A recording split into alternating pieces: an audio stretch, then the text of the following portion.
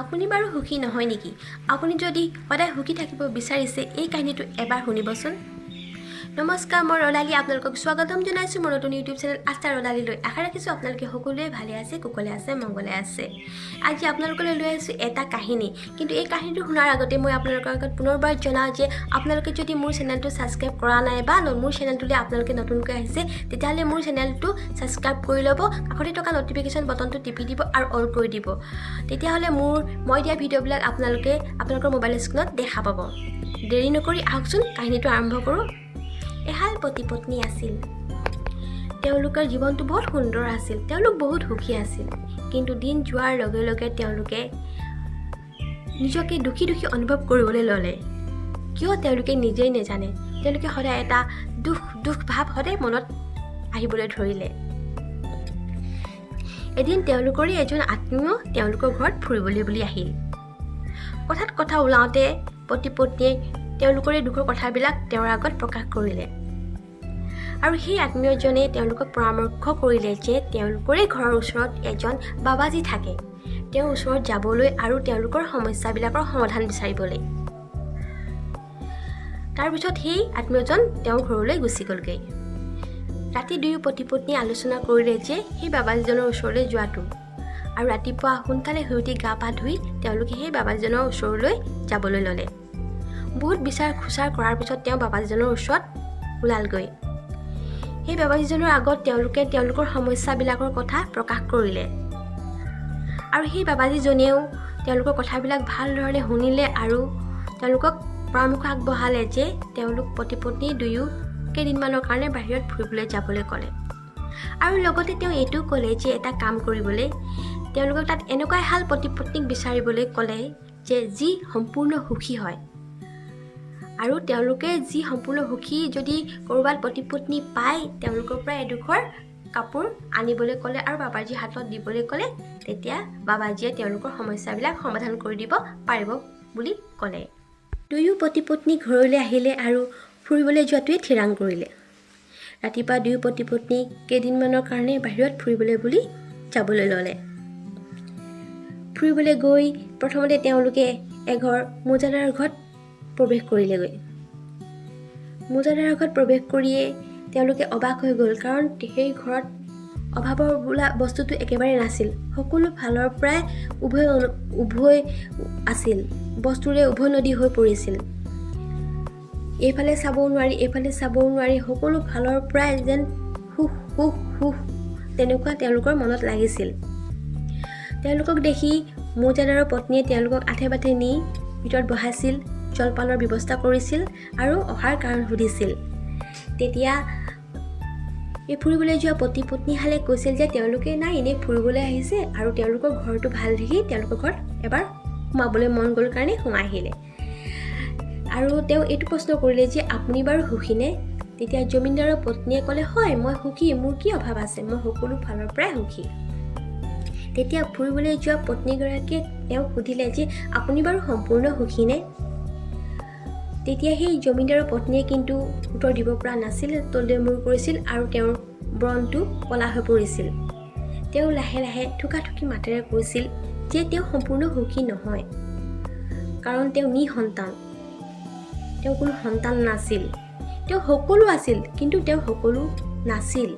তেনেকৈ কৈ তেওঁ চকুলো টুকিবলৈ ধৰিলে।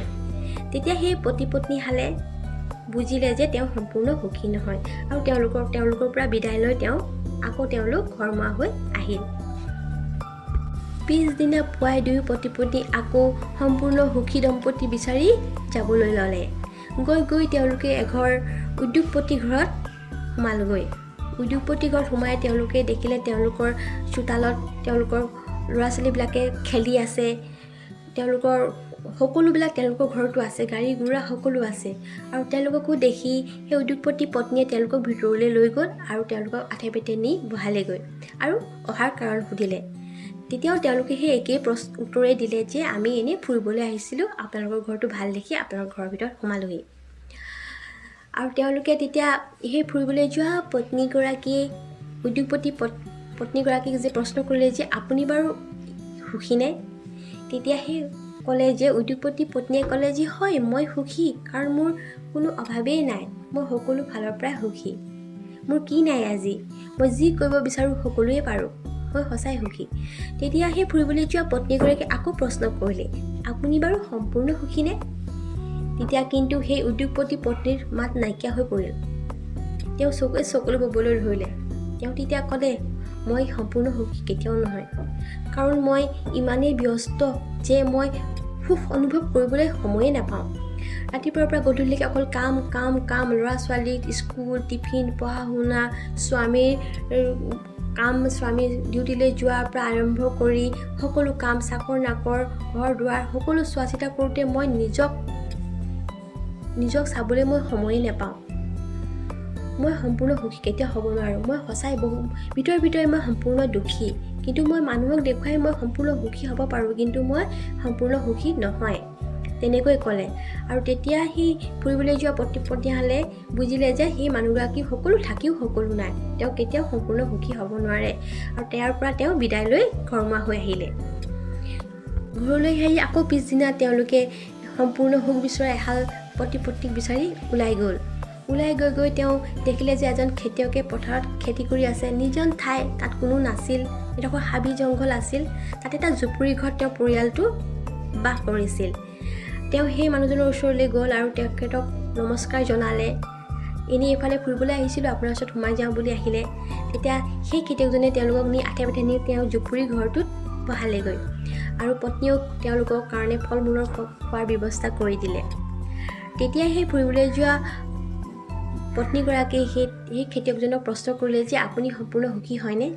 তেতিয়া খেতিয়কজনে ক'লে হয় আমি সম্পূৰ্ণ সুখী, কাৰণ আমাৰ কি নাই, আমাৰ একো নাই, আমি অভাৱী মানুহ, আমি যি পাইছোঁ আজি খাইছোঁ, যি নাই, আমি কেতিয়াও সেইবোৰক লৈ আমি কেতিয়াও সমস্যাত পৰা নাই, সেইকাৰণে আমি সুখী।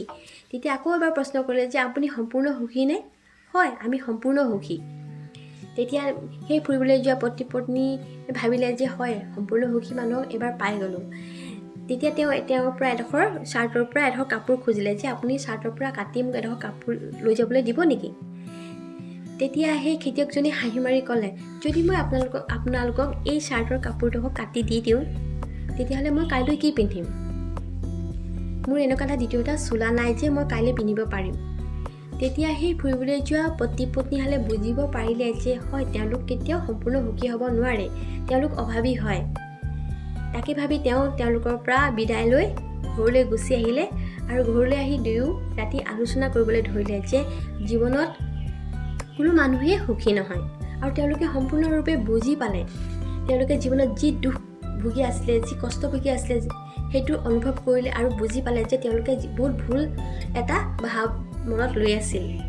তেওঁলোকে সম্পূৰ্ণ সুখীয়ে হয়। আচলতে জীৱনত কোনো মানুহ কেতিয়াও সম্পূৰ্ণ সুখী হ'ব নোৱাৰে।